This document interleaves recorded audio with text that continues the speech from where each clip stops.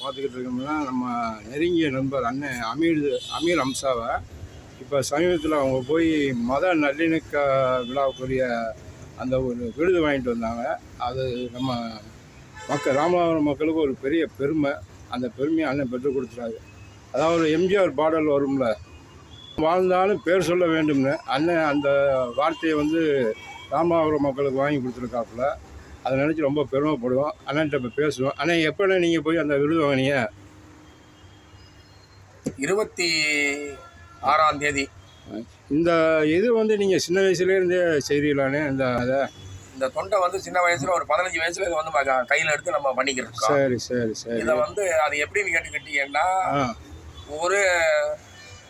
ஒரு ஜாதியை சேர்ந்து ஒரு மதம் சார்ந்து எல்லாரும் செய்வாங்க. நான் அப்படி செய்யலை. சரி சரி. 3 மதத்தார் சரி சேர்ந்து செய்யறதுக்காக நான் ஆசைப்பட்டேன். அது இறைவன் எனக்கு அதை இது பண்ணி கொடுத்துட்டேன்.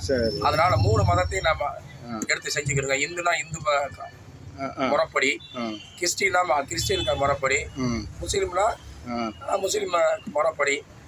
அந்த 26ஆம் தேதி ஸ்டாலின் அவர்கள் முதலமைச்சர் அவர்கள் இந்த சேவையை பாராட்டி மத நல்லிணக்க விருது கோட்டை அமீர் என்ற ஒரு விருதை நம்ம ராமநாதபுரம் மாவட்டத்தை சேர்ந்தவனா சரி எனக்கு இதை வழங்கியிருக்காங்க. என்னோட பேரு இதான் அமீர்தேன். அந்த பேரு இதை அமீர்தேன். அதைத்தான் சொல்லணும்னு நினைச்சேன். உங்க பேருக்கே உங்க இதுலயே அந்த விருது பேரும் அப்படியே அமைஞ்சு போச்சு. அது ஒரு பெரிய ப்ளஸ் பாயிண்ட். அது எனக்கு பெரிய ஒரு பெருமை. என்ன பெருமைன்னு கேட்டீங்கன்னா, நம்ம ராமநாதபுரம் மாவட்டத்துக்கே மொத்தத்துல பெருமை. இந்த ராமநாதபுரம் மாவட்டத்தை ஏன் சொல்றேன் நான் குறிப்பிட்டு, இங்க ஜாதி மதம் எதுவுமே கிடையாது. நம்ம ஊர்ல எல்லாருமே மாமா மச்சானதான் பழகிட்டு. ஆமா, இன்னமும் மண்ட மனுக்குல வரவங்க இதைத்தான் நம்ம பழக போறோம்.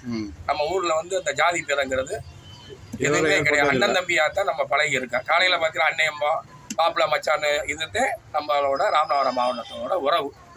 என்னோட சேவை அன்னைக்கு இதைத்தான் சொல்றேன், என்னைக்கு இதைத்தான் சொல்லுவேன், நாளைக்கு இதைத்தான் சொல்லுவேன். என்னோட மண்ணுக்குள்ள போற வரைக்கும் என்னோட சேவை தொடரும். ஆமா சரிண்ணா. இப்போ இந்த அநாத பிரதேசங்கள்லாம் இருக்குல்ல, அதை நீங்கள் போலீஸ் அவங்க சொல்லுவாங்களா, இல்லை உங்களுக்கு வேறு யாராவது சொல்லுவாங்களா? உங்கள் நம்பரை எப்படி அவங்க தொடர்பு கொள்வாங்க? இப்போ ஒரு இடத்துல ரொம்ப இதாக இருக்குது, ஒரு பாடி இருக்குது, அதை நீங்கள் எப்படி அதை எடுத்து எப்படி டிஸ்போஸ் பண்ணுவீங்க? இது என்னன்னு கேட்டீங்கன்னா, அனாதைன்னு சொல்கிறது தவறு. இதை முதல்ல நம்ம ஆதரவற்றவன் தான் சொல்லணும். இது என்னன்னு கேட்டுக்கிட்டீங்கன்னா, எப்படி டிஸ்போஸ் பண்றேன்னு நீங்க கேட்குறீங்க. எனக்கு போலீஸ் மூலியமா நான் அதை நல்லடக்கம் பண்ணி கொடுத்துருவேன் போலீஸ் மூலியமா. ஏன்னு கேட்டுக்கிட்டீங்கன்னா, சில நல்லது இருக்கு கெட்டது இருக்கு. எப்பவுமே காவல்துறை உதவியோட அதை நல்லடக்கம் பண்ணி கொடுக்குறது. அதே மாதிரி பொதுமக்கள் போன் அடிச்சாலும் அவங்களுக்கு நான் பண்ணி கொடுப்பேன். அதே மாதிரி காவல்துறை உதவியோட, அதே மாதிரி ஆள் இருந்தாங்களாக்க அவங்களுக்கு அதை நம்ம பண்ணி கொடுப்போம். இன்னமும் இதை பண்ணிக்கிட்டு தான் இருப்போம். இதோட சேவை தொடரும். சரி, உங்கள் ஆம்புலன்ஸ் எந்த இடத்துல நிற்கி உங்களுக்கு ஏதாவது உதவிக்கு தொடர்பு கொள்ளணும்னா உங்கள் நம்பரை எப்படின்னு கான்டாக்ட் பண்ணுறது? நீங்கள் எந்த இடத்துல இருப்பீங்க? என்னோட ஆம்புலன்ஸ் நான் ஒரு 2 வீலர் மெக்கானிக்கர். அதை பதிவு பண்ணிக்கிறேன். சொல்லுங்க. என்னோட ஆம்புலன்ஸ் எங்கன்னு கேட்டுக்கிட்டா, நம்ம காஜா பேலஸ் பக்கத்தில் ஸ்கூல் இருக்கு, முனிசிபாலிட்டி ஸ்கூல். அந்த வாசலில் நிற்கி அப்பாஸ் அலி ட்ரஸ்ட் ஸ்கூல் இருக்கு, முனிசிபாலிட்டி ஸ்கூல். அந்த வாசலில் நிற்கி அப்பாஸ் அலி ட்ரஸ்ட்னு போட்டிருக்கும்.